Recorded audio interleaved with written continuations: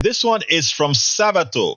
As you know, Sabato is he does the polling, and his pollings are generally really good, and he does it on a state-by-state basis and etc.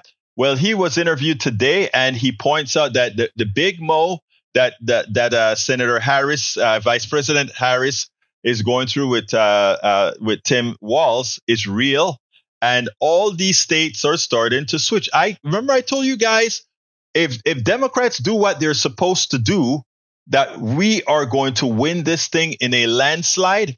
Imagine Kamala has just come on board for 2 weeks, and look at the turnaround. This isn't a sugar high. The turnaround that she was capable of making in 2 weeks because of who she is. Check this out. Harris-Walz campaign has already changed some electoral forecasts for November. Larry Sabato's crystal ball just shifted its ratings in 3 key states, Georgia, New Hampshire, and Governor Tim Walz's home state of Minnesota. Joining us now, Director of the University of Virginia Center for Politics, presidential historian, and editor-in-chief of the Crystal Ball, Larry Sabato. Larry, your report notes that it appears Harris has stopped the bleeding that came from President Biden's first debate, bringing the overall race back to a tie just ahead of the DNC later this month. Is there a possibility that she can pull ahead with some post-DNC bump? And would that even take her out of the margin of error? That's what we're looking for, because she's already tied. In fact, there have been 7 pretty reliable bipartisan or nonpartisan polls of either swing states or nationally in the last 36 hours or so. And every one of them shows either a tie or Trump ahead by 1 or Harris up by 1, 2, 3, including in some surprising states like the one we moved, Georgia. AARP has a bipartisan team of pollsters, and they've got it now dead tied 48-48. And even more impressively, a poll out of Arizona, High Ground it's called, has Kamala Harris up by 3. Joe Biden never led once in Arizona for many months prior to his withdrawal. So clearly she has moved it into a tie. Then you've got a 5 or 6 day paid commercial from the DNC, from the Democratic National Convention. As long as the convention goes well and it doesn't turn out like Chicago 1968, I think she will get another bump. How big it is, who knows? And certainly we always look for that post-convention bump for either party. While we're talking about key states like Georgia and Arizona, Kamala Harris and her running mate Tim Walz are there, as you can see on your screen, in Detroit, in Michigan. That's Sean Fain, the United Auto Workers head, speaking there at the podium ahead of them. Of course, much attention has been paid to the role that union voters will play here. But if I can shift back to the other battleground states that you've been doing work on and that we've been talking about here, by switching that rating in Georgia to a toss-up, what impact and what does it mean for other purple or reddish purple states in the South? I'm thinking North Carolina specifically, a state that the Biden-Harris campaign and now the Harris-Walz campaign was spending a lot of time talking about. We're focusing on North Carolina a lot, not just because I live in Virginia and I grew up on the North Carolina border. Remember, that's the state that Joe Biden lost in 2020, but it was his closest losing state.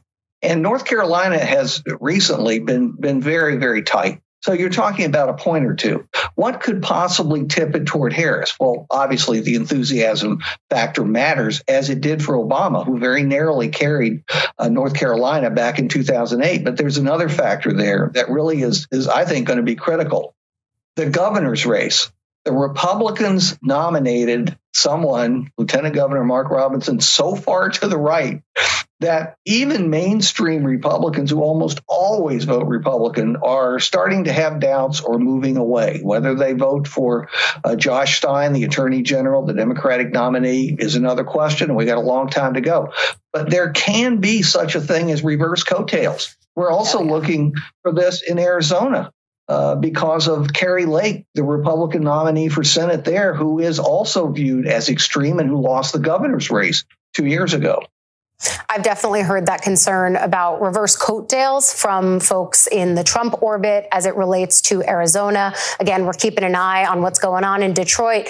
But as I was listening to the former president today, Larry, Trump repeated that he's doing well with white male voters. That's not new. White men becoming more conservative has driven the gender gap in national politics for years, but it's also no secret to Democrats. So where can this part of the Trump coalition, specifically with white male voters, be offset by Democrats, and where should they be shifting their focus as they build a new coalition? All right, that's a great question. But first, Democrats should not be abandoning white males. I say that as a white male, but I'm simply telling you that you divide them into two. College-educated white males and non-college educated white males. I think non-college white males may be a lost cause given the short amount of time between now and November.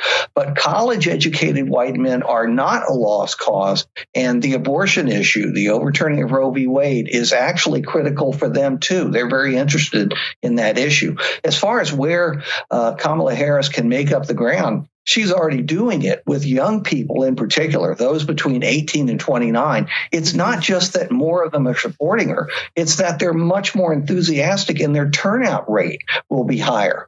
And of course, women generally, not of any particular race, all women and Hispanics. She's showing that some of these trends that people were talking about at great length were really a matter of Trump versus Biden. They're not so important with Trump versus Harris.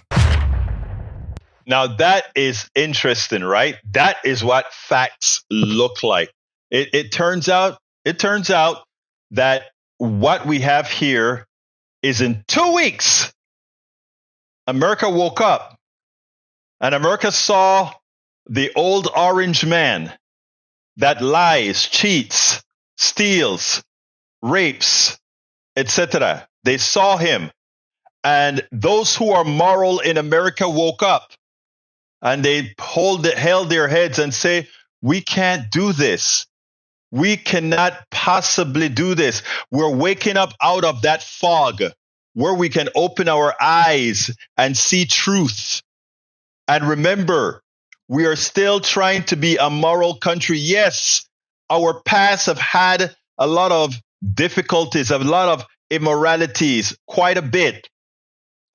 But we made a mistake when we elected a thug previously, somebody that we knew would grab women by their privates, somebody that we knew would do all these bad things. We still voted for him because we were in a state of angst, and we make mistakes.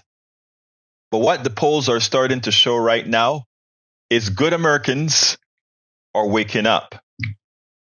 And those who realize that a vote for Donald Trump is an immoral vote are starting to say, "I don't want to be on that bandwagon. I do not want to be on that bandwagon." We spend a lot of time deconstructing the news, trying to parse it into a form that everybody can understand. We try to find those little nitpicks where it flies above the fray, etc. If you really like these videos that we do, I want to ask a big favor. Please go ahead. Number one, subscribe to our channel. And number two, please join if you can. Thank you so kindly for watching. Keep watching. Please remember to share. We must populate the entire internet with our progressive message, a message that we know is what most Americans say that they want. So help us, please join.